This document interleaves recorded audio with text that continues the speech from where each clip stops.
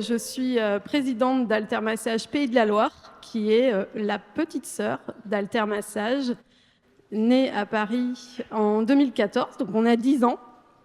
Notre objectif est double, il est de favoriser l'emploi et la formation de personnes déficientes visuelles, essentiellement, et de proposer de la prévention santé au travail, donc à travers des séances de massage adaptées à l'entreprise, mais aussi des ateliers collectifs bien-être.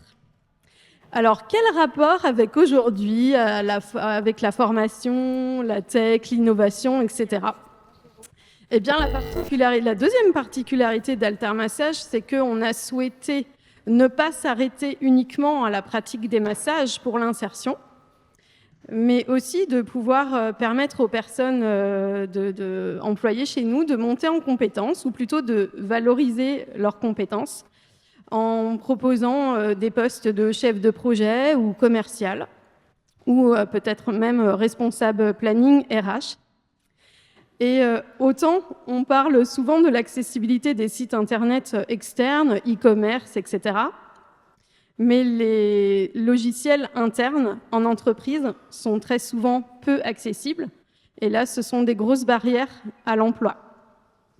J'ai moi-même, il y a 15 ans, eu malheureusement cette expérience de devoir quitter mon travail parce que mon nouvel employeur international nous proposait un logiciel génial avec plein de couleurs, plein de menus déroulants, plein de petits pop-up partout, mais pas du tout accessible.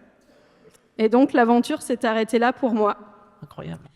Donc aujourd'hui, c'est aussi un combat que je remène grâce à l'équipe d'Altermassage, de pouvoir travailler sur l'accessibilité des outils déjà existants.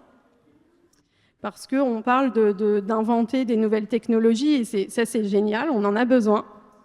Aujourd'hui, grâce à l'intelligence artificielle, mais aussi aux outils, je parle de CRM, alors ça parle peut-être pas à tout le monde, mais des logiciels de gestion de clientèle pour faire des devis, relancer ses clients, tout ça c'est peu accessible. Idem pour des logiciels de téléphonie, voilà, et peut-être qu'il en existe un petit peu, mais dès qu'il y a des mises à jour, c'est compliqué.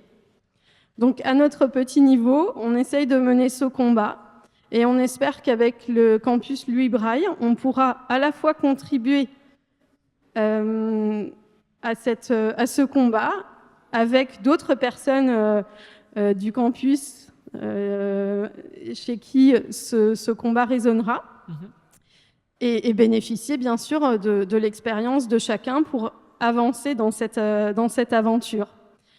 Je parle de choses concrètes. Quand je dois rentrer une fiche client, faire un devis, souvent je suis bloquée par des zones qui ne sont pas accessibles. Donc à la fois avec mon assistante, qui est une aide humaine, on cherche des solutions d'adaptation, mais excusez-moi l'expression, c'est du bricolage. Donc on aimerait aussi mobiliser, sensibiliser les grands créateurs de ces logiciels qui sont parfois mondiaux à notre cause. Comme on disait tout à l'heure, les développeurs sont essentiels à l'accessibilité des logiciels. Et ce qui permettra à des personnes malvoyantes ou non-voyantes aussi d'évoluer dans leur carrière. Et donc, par rapport à la formation, on aimerait participer justement, de par notre expérience, à former des commerciaux, des personnes à la relation client, utilisant des logiciels informatiques numériques déjà utilisés par le plus grand nombre. Voilà. J'en ai dit trop, pas assez? Non, c'est très bien, j'allais vous remercier. Et je sais qu'avec Ludovic, on aura quelque chose à dire encore. Oui, vous pouvez l'applaudir. Ouais. Bravo. Céline Jovigny, donc. Non, mais on se rend compte, Ludovic, quand même, que en fait, peu importe la taille finalement de l'implication, c'est très important. Il y a vraiment cette envie aussi de faire progresser les choses à son niveau ou pas. J'ai entendu plusieurs fois à notre petit niveau. Bah oui, mais il n'y a pas de petit niveau. C'est à son niveau, on fait progresser les choses. C'est ça en fait. Ouais. C'est l'idée, c'est le message qu'on veut faire passer aussi, Céline. Oui, tout à fait. Je pense que chacun, association, entreprise, individuel, on peut apporter ses idées et mettre son combat au service des autres. Voilà, donc je vous remercie déjà beaucoup pour votre attention et puis pour l'intérêt que vous avez porté à cette cause que l'on soutient tous aujourd'hui.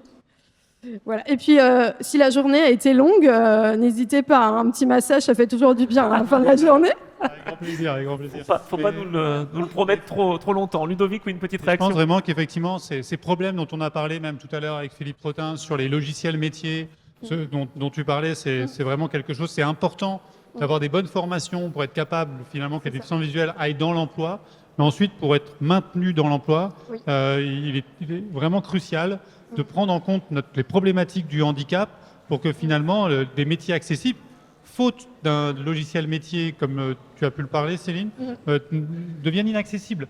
Et je pense qu'ensemble, que collectivement, on fera plus de poids sur, comme tu dis, ces entreprises internationales qui développent des logiciels particuliers. On y arrivera mieux ensemble et à faire des recommandations, à faire des retours. Parce que si c'est pris en compte dans les cahiers des charges, il y a quand même fort à parier qu'ils sont capables de faire des outils accessibles. Ouais. Merci en tout cas. Et je voulais juste rajouter un petit quelque chose, c'est que chez Altermassage, on a aussi soutenu le projet d'un de nos collaborateurs qui travaille notamment à l'accessibilité et à l'utilisation des intelligences artificielles. Donc lui, il est spécialisé sur le sujet et ça va venir nous aider aussi dans l'utilisation de ces logiciels internes. Donc c'est Ludaccess. Et donc il se bat pour rendre la culture accessible via les intelligences artificielles, mais voilà, spécifiquement pour pousser pour les déficients visuels.